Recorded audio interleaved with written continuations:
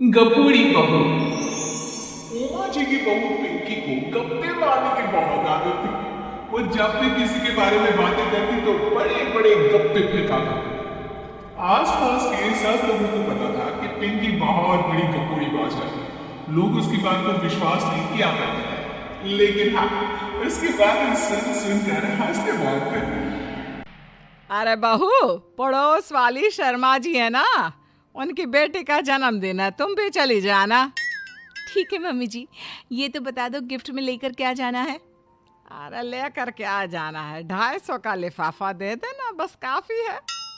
अरे मम्मी जी, अच्छा लगेगा क्या? पड़ोसी हैं हमारे, हमें कुछ बड़ा लेकर जाना चाहिए। अरे बहू, इतना काफी है। जानती हैं आप, मेरे मायके में जब पड़ोस में किसी की बर्थडे होती थी ना, तो मम्मी कुछ ना कुछ गोल्ड का ही देकर भेजती थी। पड़ोसी के बर्थडे में सोना?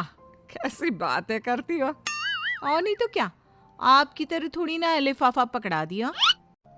पिंकी शर्मा जी की बेटी के जन्मदिन में चली जाती है।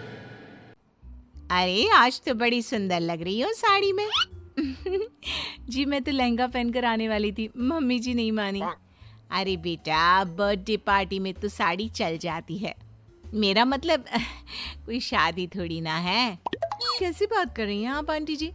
मेरे मायके में तो छोटे छोटे फंक्शन भी हम लोग लहंगा बनवाते थे बुटीक से, डिजाइन करवा कर।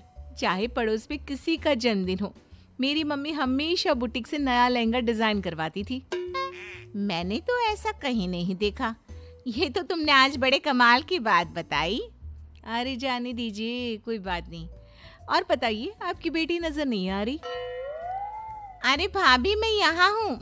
ये देखिए मेरा ड्रेस कैसा लग रहा है? ठीक ही है, मतलब बर्थडे के हिसाब से थोड़ा हल्का है ना। अरे भाभी, इतना सुंदर गाउन पहना है मैंने। मैं ना शादी से पहले अपने बर्थडे पर हमेशा जरी वाला लहंगा पहना करती थी। यही मैं तुम्हारी मम्मी को भी बता रही थी। इसके बाद केक काटने का प्रोग्राम शुरू होता है। सब लोग इकट्ठे हो जाते हैं। शर्मा जी की बेटी का केक देखकर पिंकी से रहा नहीं जाता। उसके अंदर का कपूरी बाज बाहर निकल कर आ जाता है। अरे इतना छोटा सा केक! अरे बेटा, मेहमानों के हिसाब से ही है, जितने लोग इतना बड़ा केक। आंटी जी, कम से कम 4 या 5 मंजिल वाला केक तो बनाना चाहिए था। आपकी बेटी का बर्थडे रोज रोज थोड़ी ना आता है। मेरे बर्थडे पर हमेशा पापा 4 केक बनवाते थे। सारे केक 4-4 मंजिल के होते थे। वहां पर सारे लोग उमा जी के मोहल्ले के ही थे और वो पिंकी की गप्पे मारने की आदत से अच्छी तरह वाकिफ थे। इसलिए सब लोग उसकी बात सुनकर हंसने लगे, लेकिन किसी ने पिंकी से कुछ नहीं कहा। एक दिन सुबह सुबह पिंकी ने अपनी सास से कहा, मम्मी जी, मेरे मम्मी पापा मुझसे मिलने के लिए यहाँ आ रहे हैं। अरे वाह, ये तो बहुत अच्छी बात है। उनके आने की तैयारी करो, अच्छा अच्छा खाना बनाओ। वैसे कब तक आएंगे? मम्मी जी फ्लाइट से आ रहे हैं, कल शाम को 4 बजे की फ्लाइट है। फ्लाइट? लेकिन बेटा, तेरा मायका तो यहाँ से 2 घंटे की दूरी पर है। तेरे मम्मी पापा फ्लाइट से कब से आने लगे? अरे मम्मी जी, आपको पता नहीं है, मेरे मम्मी पापा ना आधे घंटे की दूरी के लिए भी फ्लाइट का टिकट बुक करवाती है। अरे गप्पे थोड़े कम मारा करो बहू। कोई फ्लाइट से तब आएगा ना जब यहाँ पर एयरपोर्ट होगा। तुम्हारी मम्मी क्या उड़कर आएगी घर में? अरे हाँ मम्मी जी, मैं तो भूल ही गई थी। वो क्या ना, मेरे मम्मी पापा हमेशा फ्लाइट से ही ट्रैवल करते हैं, तो मेरे दिमाग से ही निकल गया था। अगले दिन पिंकी के मम्मी और पापा पिंकी से मिलने के लिए उसके घर आते हैं। आइए आइए जी, आपका बहुत बहुत स्वागत है। और समदन जी, हमारी बेटे की कोई शिकायत तो नहीं ना? ठीक से संभाल लिया है ना आपका घर? अरे मेरी बहू बहुत समझदार है, घर का काम बहुत अच्छे तरीके से करती है। बस थोड़ा ज्यादा बोलने की आदत है उसे, आपको परेशान करती होगी ना? बात तो आपकी सही है, उसकी थोड़ा ज्यादा नहीं बहुत ज्यादा बोलने की आदत है। लेकिन कोई बात नहीं, आपकी बेटी दिल की बहुत अच्छी है, बस थोड़ा बोलती ही तो ज्यादा है। पिंकी बेटा, इधर आओ, देखो तुम्हारे मम्मी पापा आए हैं। तुमने इनके लिए खाना तो बना लिया ना? वो क्या है ना मम्मी जी, आपसे एक बात कहनी थी।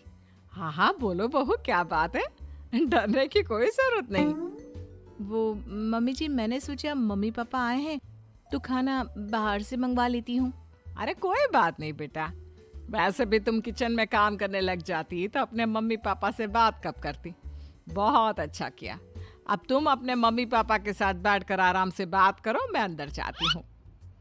शाम का वक्त जैसे ही दरवाजे की घंटी बजी, 3-4 लोग हाथों में खाने के बहुत सारे पैकेट लेकर उमा जी के घर पहुंच गए। अरे भाई कौन है आप लोग, लगता है गलत पते पर आ गए। नहीं नहीं माँ जी, हम तो खाने का ऑर्डर डिलीवर करने आए हैं, यहीं से बुकिंग मिली थी। अरे नहीं नहीं, आपको कोई गलत फहमी हुई है। हमारे यहाँ तो 2 ही मेहमान आए हैं। आपके हाथ के पैकेट देखकर लगता है इसमें 50 लोगों का खाना है। माँ जी, आपने सही समझा, खाना तो इसमें 50 लोगों का ही है, क्योंकि हमें ऑर्डर यहीं से 50 लोगों का मिला है। अरे लेकिन इतना सारा खाना, कहीं मेरी बहू ने अपनी गप मारने की आदत के चलते ऐसा तो नहीं कर दिया। ये खाना आप रख लीजिए और हमें हमारे पैसे दे दीजिए। अच्छा, वैसे कितने का बिल बना है? ज्यादा नहीं, बस 10,000 दे दीजिए। उन लोगों की बात सुनकर उमा जी पिंकी को आवाज देकर वहां आती। जैसे ही पिंकी वहां आती है, खुश होते हुए उन लोगों को वहां पर खाना रखने के लिए कहते हैं। अरे इतना सारा खाना क्यों मंगवाया बहू? अरे मम्मी जी, मैंने आपको बताया तो था, मम्मी पापा आए हैं तो मैं खाना बाहर से मंगवा रही हूँ। ये बात सही है बेटा, लेकिन 2 लोगों के लिए 50 लोगों का खाना? अरे मम्मी जी, कुछ कम पड़ जाए तो अच्छा थोड़ी ना लगता है, और मेरे मायके में तो ऐसा ही होता है, एक्स्ट्रा खाना मंगवाते हैं हम लोग। तभी पिंकी के मम्मी और पापा वहां पर आते हैं। अरे बेटा, एक्स्ट्रा खाना मंगवाने का मतलब ये थोड़ी ना होता है कि 2 लोगों के खाने के लिए 50 लोगों का खाना मंगवा लो। और बेटा, तुम्हारी गप मारने की आदत के चलते 10,000 का बिल आया है, तुम्हें नहीं लगता ये गलत है? देखो बहू, बढ़ा चढ़ाकर बातें करना अपनी जगह, लेकिन इतनी बड़ी बड़ी फेंकना भी गलत है ना।